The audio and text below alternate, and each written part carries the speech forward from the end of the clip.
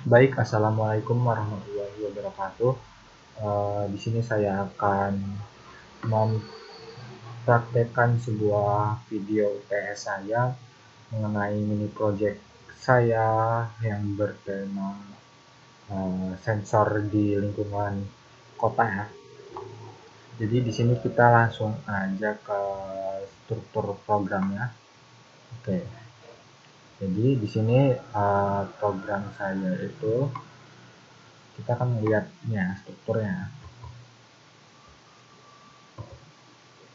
Jadi di program saya itu terdapat sebuah package yang bernama Smart City, lalu di dalamnya terdapat dua dua package yaitu main dan sensor ya, kalau nggak salah.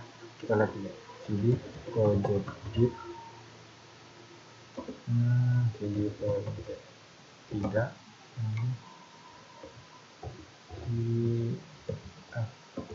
nah di sini ya. Jadi di sini di Smart City, di package Smart City terdapat dua package yaitu monitoring dan sensor, yang dimana di monitor ini terdapat modul utama yaitu main untuk menjalankan atau memanggil modul lainnya. Lalu yang di sini di package sensor terdapat modul sensor simulator, yang dimana di sini terdapat pengolahan data dan jenis sensornya ya, seperti itu. Lalu kita akan menjelaskan kodenya. Jadi di kodenya ini sudah menggunakan OOP, yang dimana itu adalah gaya pemrograman yang berdasarkan atau berorientasi pada objeknya. Dan nah di sini ada dua induk class ya. Ini class sensor. Lalu ada anak-anaknya ya, bisa bilang, atau subclassnya, yaitu ini kita X dulu, yaitu PM25 sensor. Lalu class sensor, noise sensor. Oke, udah. Nah di sini ada induk class lagi, yaitu class location ya. Dan dimana class location ini punya, oke, itu nanti kita bahas class locationnya dulu, class sensornya dulu. Nah di class sensor ini terdapat atribut, yang dimana yaitu ada atribut nama sensor, jenis sensor, data sensor, dan waktu, dan beberapa metode, yaitu metode kadar CO, partikular udara, kebisingan, yang dimana tiga ini adalah nanti untuk menghasilkan nilai acaknya. Lalu di sini update data sensor. Nah, update data sensor ini adalah dia ini mengumpulkan nilai-nilai yang telah dirangkai dari 3 metode di atas ini ya, tadi saya sebutin. Dia kayak yang ngumpulin, lalu dikelompokkan berdasarkan jenisnya ya. Lalu nanti nilainya itu akan masuk ke atribut data sensor. Nah di sini kan data sensornya nilainya masih 6 ya. Nah setiap waktu juga masih 0. Nah di sini metode get info sensor ini untuk menampilkan atau mempresentasikan informasi dari pengambilan nilainya ini, dengan dia mengembalikan nama sensor ya. Kalau nama sensor yang nggak ada, nanti dia akan nge-print ini ya, data belum update. Lalu di sini ada dia juga menampilkan waktu ya. Di sini kita menggunakan sebuah metode getTime-nya, yaitu start time. Jadi kita bisa memanggil tanggal waktu itu dengan operator persen ini. Nah nanti bentuknya seperti ini ya. dimana nanti ada nama sensor, data sensor, lalu dicatat waktunya. Tadi saya lupa bilang ya. Nah, di atas ini kita awalnya itu mengimpor modul random, lalu mengimpor juga ya datetime, ya modul datetime, yang dimana dua ini adalah bawaan Python ya.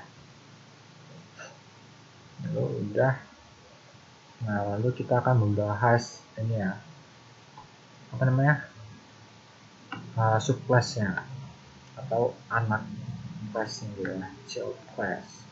Nah, di sini PM25 CO sensor dan noise sensor ini sebenarnya bentuknya agak sama ya. Terdapat metode get info sensor juga ya. Jadi di sini dia ya kita menginisialisasi sensor M05 ini bahwasanya dia itu anak dari sensor, lalu dia mempunyai metode analisis kualitas. Jadi dia ini ya, nantinya kalau datanya udah di-generate, nilai datanya udah di-generate, nanti dia akan menganalisis ini ya, apakah nilainya itu kurang dari 50 atau kurang dari 100 atau lebih dari 50. Nanti dia akan apa ya, mengkelompokkan statusnya gitu ya. Misalnya di sini kan jika kurang dari 50 ya, kurang dari sama dengan 50, nanti dia akan mempresentasikan status baik. Jika ada, jika kurang dari sama dengan 100, maka dia akan mempresentasikan sedang. Nah, di sini opsi terakhir jika dia sudah di luar 100, berarti dia akan mempresentasikan bahaya. Sama juga ya dengan subclass sensor yang di bawahnya ini, karbon dioksida sensor dan juga noise sensor. Nah, lanjut di class location. Nah, di class location ini dia nggak punya ini ya subclass apapun, dia hanya mempunyai beberapa metode. Dan di sini dia mempunyai sebuah atribut yaitu kelurahan dan kecamatan. Dan dia mempunyai ini ya, sebuah metode juga sensor PM25, sensor CO dan sensor kebisingan, dimana nanti atribut 3 ini akan ditampilkan secara bersamaan dengan location-nya nih, kelurahan dan juga kecamatannya. Nah, yang coba dia mempunyai metode update all sensor, yang dimana ini akan memperbarui data semua sensor yang ada di lokasi tersebut. Lalu di sini terdapat metode get kualitas udara ya, yang dimana ini akan mempresentasikan informasi lokasi lalu nilai sensornya juga ya. Nah, jadi di sini kita langsung aja tampilkan udah kelas ini. Oke, kita akan tampilkan contoh inisiasi objek dan pemanggilan metodenya. Jadi di sini kita akan mulai di kelas sensor ya. Misalnya kita punya objek 1, di mana dia ini adalah sebuah objek dari kelasnya. Kelas dari kelas sensor gitu ya. Dari sensor, lalu nah, ini kan kalau kita gini ya, kita pin objek 1. Nah, bentar. Oke. Nah, objek di kelas sensor ini dia tuh membutuhkan sebuah positional argument, yaitu nama sensor dan jenis sensor ya. Jadi di sini kita harus isi, yaitu misalnya nama sensor apa, nama sensornya bla bla bla ya. Jenis sensornya itu apa, sensor PM25 ya udah. Nah, nanti di sini tertera nih bahwa objek 1 ini adalah sensor objek at bla bla bla bla ya, berarti dia objek dari kelas sensor. Oke. Selanjutnya kita akan gunakan sebuah metodenya dari objek 1. Di sini dia menggunakan metode apa ya? Oke, update data sensor ya. Jadi dia akan menggunakan metode update data sensor aja. Update data sensor. Nah, di sini berarti kita akan memanggil informasi atau mempresentasikan informasinya. Berarti kita menggunakan metode getInfo. GetInfo sensor. Terang. Oke. Sini oh ya, lupa tanda kurung ya. Jangan lupa untuk kasih tanda kurung. Nah, ini nama sensor ya. Nah, dia akan mendapatkan nilai 95 berdasarkan jenis sensor yang diinput ya. Nah, diusahakan jenis sensornya ini atau positional argumen yang kedua ini adalah ini ya. Syaratnya itu ini ya. Mana ya? Syaratnya ini ya. Sensor CO, sensor PM25, sensor kebisingan. Nah, jika kita menginput jenis sensor bukan itu ya, misalnya di sini kita input ST aja, maka nanti dia akan mempresentasikan data belum diupdate. Oke. Sensor PM25. Ini kita kembali lagi. Nah, beda lagi nih nilainya 30. Nah, 30 ini jenisnya apa? Ya, ini ya yang kita input ini, sensor PM25. Lalu ada waktunya dicatat 2025 bulan 9 tanggal 20 bulan 9. Ya, ini ada ini ya. Nah, saya kurang paham bacanya. Tapi ada dicatat waktunya. Ini kita running dulu. Tapi untuk waktunya udah benar ya. Jam 8 ya. Jam 8, jam 10. Ini ya. Ini ya, tanggalnya agak lain ya. Mental dia. Oke, lanjut ya. Nah, ini kan belum ada apa ya, pengelompokan statusnya. Misalnya 134 ini kan tadi kan sudah saya bilang bahwa dia ini statusnya bahaya. Nah, di sini dia belum menampilkan statusnya. Bagaimana cara kita menampilkan statusnya? Nah, caranya adalah kita akan membuat objek yang objek dari kelas ini ya, dari subclass PM25 sensor. Kenapa? Karena kalau kita buat objeknya dari sensornya aja, dia kan belum ada nih kualifikasi pengelompokannya. Dia cuma ada di setiap subclassnya aja. Nah, jadi kita tinggal buat objek baru, misalnya objek 2. Objek 2 dia dari PM25. Nah, lalu objek 2 ini kita update data sensor, lalu kita print objek 2. Ini adalah getInfo sensor, sehingga nanti hasilnya adalah jangan lupa tanda kurung ya.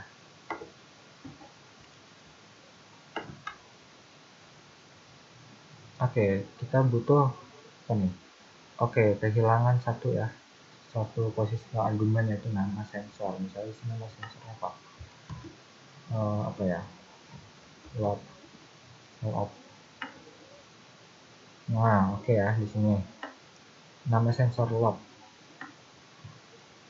Berarti 32. Nilai 32 ini adalah jenis sensor dari PM25 sensor. Ya Pak. Lalu dicatat sama seperti tadi.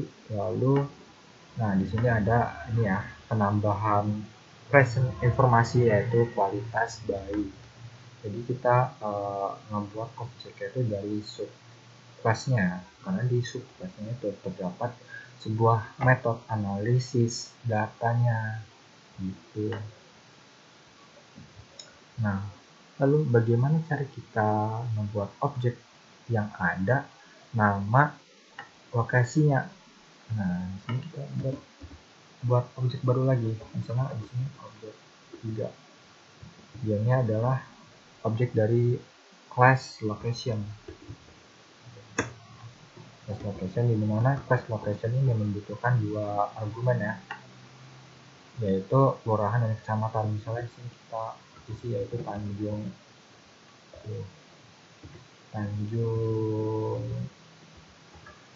Asih ya. Ini kita print objek 3 dengan get ada get info, get kualitas udara ya, get kualitas udara metodenya. Lalu coba kita run dulu. Nah, bla bla bla bla. Oke, rupanya. Oke, seharusnya dia gini. Objek 3 kita update dulu nilainya. Objek 3 dia ini objek 3 update sensor. Biar nanti kalau kita run ini selalu mengupdate nilainya dengan nilai-nilai yang acak. Nah, di sini ya. Lokasi Tanjung Asih. Benar. Lalu nanti dia akan mempresentasikan ketiga jenis sensornya dengan juga statusnya juga ya, kualitas, status, tingkat. Nah, seperti itu untuk inisiasi objek dari ya quest dan subquestnya. Ini kita hapus dulu ya. Lanjut apa nih? Lanjut implementasi exception handling. Oke, jadi di sini gimana tepatnya? Ada beberapa exception yang saya pahami tentunya.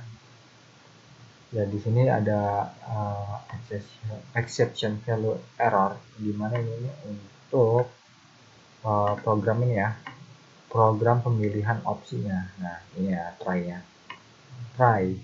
Jika pilihan bukan 1, 2, 3, 4, 5, maka dia akan raise atau men-trigger value error dengan lalu nanti dia akan mengeprint pilihan tidak valid, silakan pilih antara 1 dan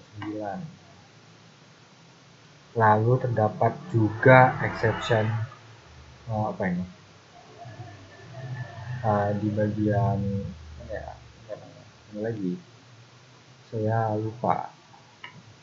Oke, di sini ada raise value error jika input dari user ini kosong ya, nggak ada karakter sama sekali. Lalu mana lagi? Oke, di sini di opsi keempat jadi terjadi exception di mana ini ada except value error dan index error. Nah, ini prosesnya, ini try-nya. Oke, jadi dia akan accept value error jika inputnya tidak validnya. Nah, di sini kan programnya akan meminta nomor lokasinya. Misalnya kita kan input banyak lokasi, lalu di sini kan milih nih lokasi mana yang mau dilihat riwayat data sensornya. Nah, jika nggak ada nomornya, nanti dia akan mengeluarkan value error begitu. Lalu selanjutnya ada di opsi 7 yang dimana di sini adalah nama file ya, except file not found error. Jika kita membuka ya prosesnya, jika kita membuka file yang dimasukkan nama file yang dimasukkan oleh user, nah filenya itu nggak ketemu, maka nanti akan menggunakan except file error, dimana nanti akan mengeprint file, nama file unduhan akan tidak ditemukan, seperti itu. Oke, exception handling udah, lalu implementasi generator, iterator, dan closer. Nah, untuk closer sendiri ya, saya belum paham. Bahkan saya cari saya nggak ada tuh tentang closer ya. Tapi sedikit menjelaskan ya, closer itu kan ya, kita bisa mengakses variabel ya di luar fungsinya gitu ya. Tapi di program ini atau di mini project saya ini belum ada closernya. Atau saya yang belum paham tentang closer. Nah, kita lanjut aja tentang generator dan iterator ya. Jadi di sini generatornya ada di sini, di mana nanti ini akan apa ya, menghasilkan data-data nilainya berdasarkan jenis sensornya setiap 1 menit 10 detik. Nah, intervalnya 10 detik. Nah, di sini generator ini tentunya generator itu pasti menggunakan statement yield ya untuk kita mengakses elemen-elemen yang ada di iterator. Nah, sedangkan iteratornya ini kita akses di opsi keempat ini ya. Kita nggak pakai namanya kelas iter, jadi kita menggunakan for loop aja. Jadi kita bisa mengakses secara berulang. Kalau menggunakan class dengan nama spesial iter gitu, saya kurang paham. Yang mana ya? Oke, di sini ya. Jadi kita mengakses data yang ada di iterator fungsi generator data sensor ini ya. Nah, sini kita langsung contohin aja ya, ini iteratornya. Bagaimana kalau iteratornya kita manual? Iterator manual ya. Misalnya kita inisiasi yaitu generator data sensor. Yang dimana di sini ada jenis sensornya apa? Sensor PM25. Intervalnya itu 1. Oke. Lalu ininya apa? 10 ya, 10. Lalu untuk ininya print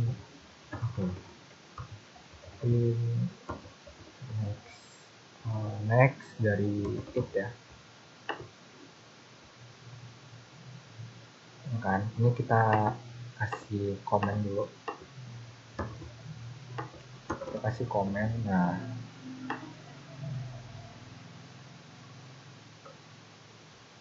Nah sepertinya ya, jadi kalau misalnya kita pakai ya metode next unique sebenarnya bisa aja, cuma saya kurang paham jadi kita menggunakan for loop. Nah, jadi dia mengakses data yang di generator ya, data di generator ini yang berinterval 10 detik selama 1 menit. Ini karena ini kalau mau kita manual ya, ini cara manualnya. Cara otomatisnya kita bisa menggunakan kelas gitu atau menggunakan for loop tadi untuk mengakses iteratornya gitu. Hapus. Nah, itu penjelasan generator dengan iteratornya. Lalu demo program. Oke, ini kita akan demo program dulu. Kita akan demo programnya. Jadi kita akan mulai run. Oke, di sini terdapat 9 menu ya. Tanda lokasi pemantauan 2, lihat status lokasi, 3 lihat lokasi, 4 riwayat sensor, 5 lihat riwayat ringkasan sensor, 6 mengunduh data dalam bentuk CSV. Oke, di sini CSV ya. CSV ini jadi dia nih apa ya? Datanya tuh akan berorientasi ke tabel gitu ya. saya lupa kepanjangannya, pokoknya dia ini ada kaitannya dengan tabel lah. Jadi dia tuh komanya itu akan apa ya, memisahkan datanya gitu. Lalu melihat file yang telah kita unduh, lakukan ini mencari lokasi dan datanya. 9 ya keluar. Ini kita ke satu dulu, satu untuk kita tambah lokasi. Seperti yang saya bilang tadi, bahwasannya kalau kita masukkan nama kelurahan, nama kecamatan yang kosong, maka nanti akan terjadi input error atau exception ya. Input error nama kelurahan dan kecamatan tidak boleh kosong, maka kita harus isi yang benar. Misalnya kita kasih Tanjung Masih, oke, kita lihat lihat lokasi ya, 3 berarti ya. Daftar lokasi yang terdaftar yaitu Tanjung, Kecamatan Tanjung, Kelurahan Asih. Nah, ya. Kita tambah lagi misal 1 Balai Alun. Oke, kita lihat lagi di opsi ketiga. Oke, dapat ya, 1, 2 lokasi udah kita input. Ini kita gunakan opsi kedua. Opsi kedua ini akan apa? Lihat status semua lokasi. Nah, ini kan yang saya praktekkan tadi ya, dimana inisiasi objek untuk yang di sini ya, mirip banget. Nah, ini dia akan menggunakan metode ini ya, get kualitas udara. Oke. Mirip banget sama yang kita inisiasi pada objek ketiga tadi. Namanya objek kan.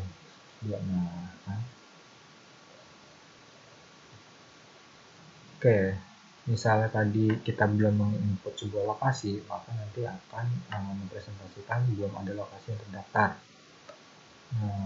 Jika tidak, berarti kan ada ya lokasinya, nanti dia akan memanggil metode ini ya, metode get kualitas udara. Nah, ini kan lokasi yang kita input tadi ya. Lokasi yang kita input tadi itu dia langsung disimpan di lokasi baru. Nah, daftar lokasi di sini ya. Dia akan kesimpan di sini. Daftar lokasi dalam dictionary kosong.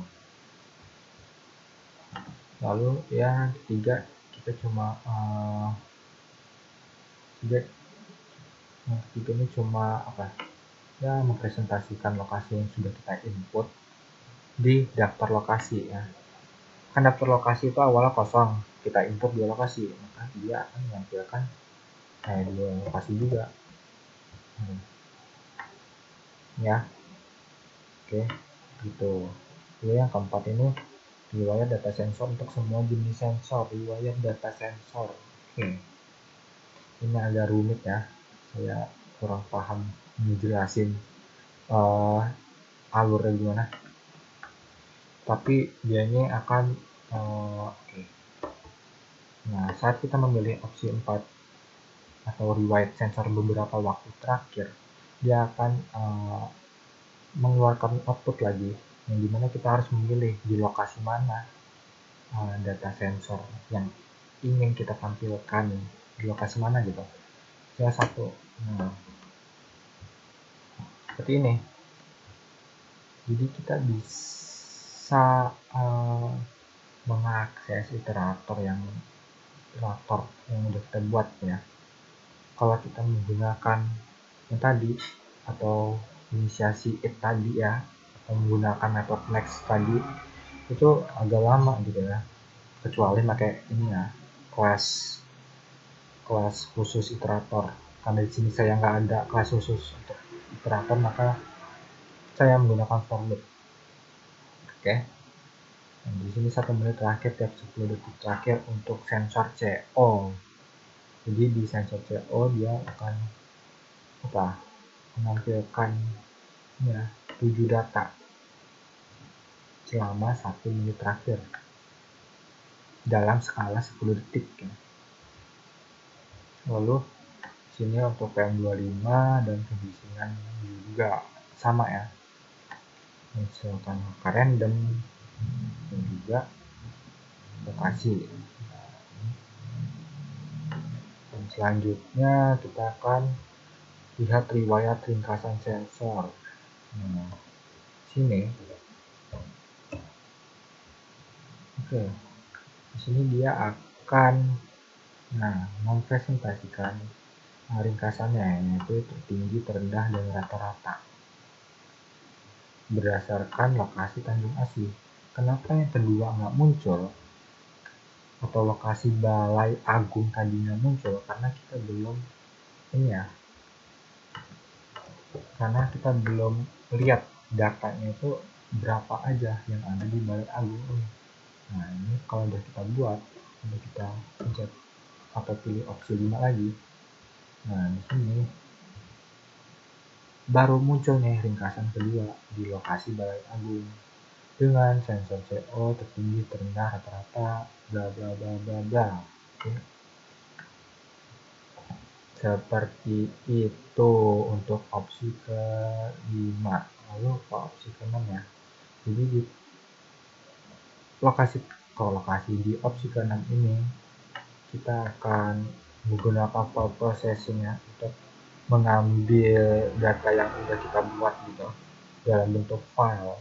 Nah, di sini saya memilih mengekspornya itu untuk dalam format CSV. Misalnya di sini kita mengunduh data dalam bentuk CSV, kita chat. Lalu di sini ya masukkan nama file CSV, misalnya ringkasan CSV. Ketik ringkasan CSV. Ini contohnya aja ya. Nanti langsung generate nih file ringkasan CSV. Kita bisa langsung lihat kayak gini.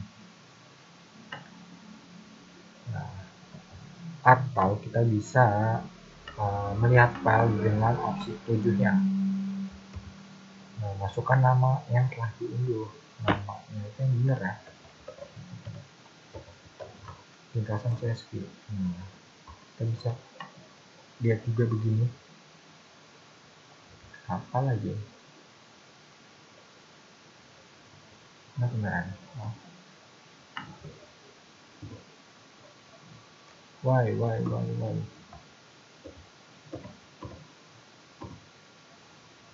Nah, oke, kita bisa lihat menggunakan opsi 7 atau kita kalau pengen lihat tabel ya menggunakan tabel, jadi kita bisa menggunakan ya aplikasi yang berbasis tabel, contohnya kayak Excel, WPS ya. Kita buka aja.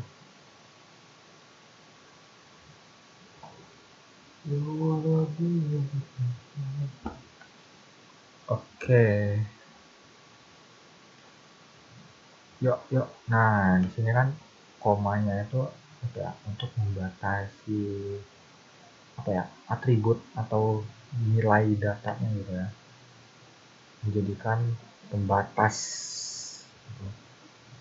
seperti itu. Oke, 67 udah. Lalu 8 mencari lokasi dan datanya. Nah, di sini kita akan mencari lokasi dan datanya berdasarkan nama kelurahan dan kecamatan. Misalnya kita masukin nama kelurahannya ya Tanjung. Nah, dia akan menampilkan lokasi Tanjung Asih aja. Ya, ini formatnya sama di class location. Ya, formatnya sama ya. Kita mengambil ini ya metode get kualitas udara. Tapi di sini sama agak beda ya. Tapi di sini dia menggunakan sebuah lambda dan metode filter dan list gitu.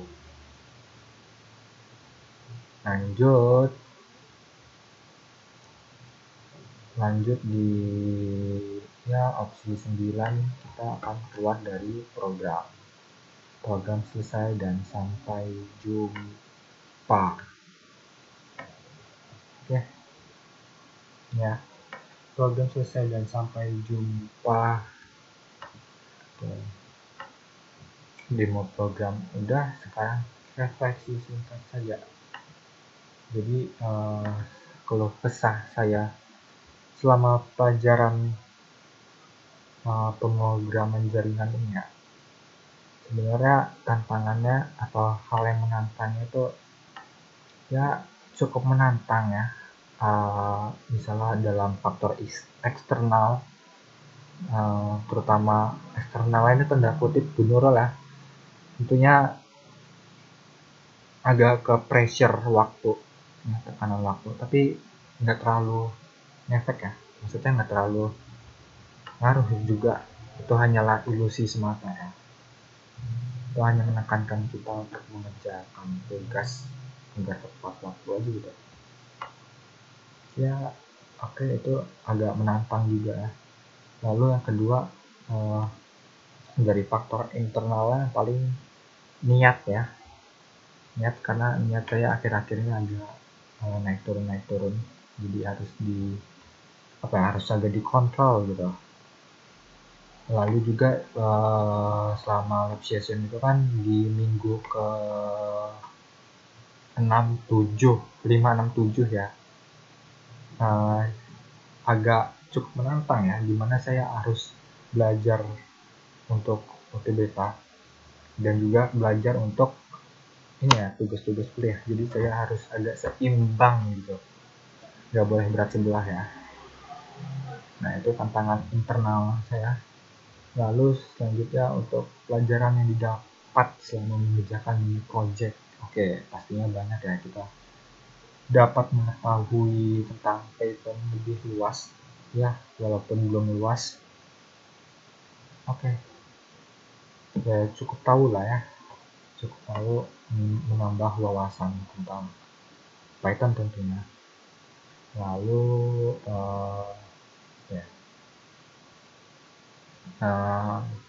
literasi ya, tentunya literasi ini agak penting.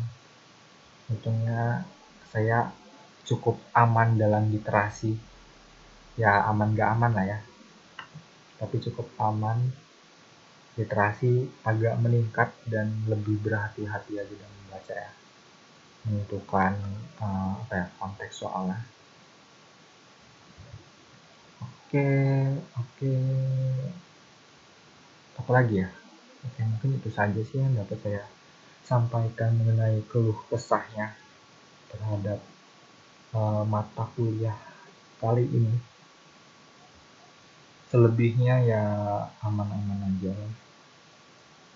Oke, mungkin itu saja penjelasan mengenai UTS praktikum saya.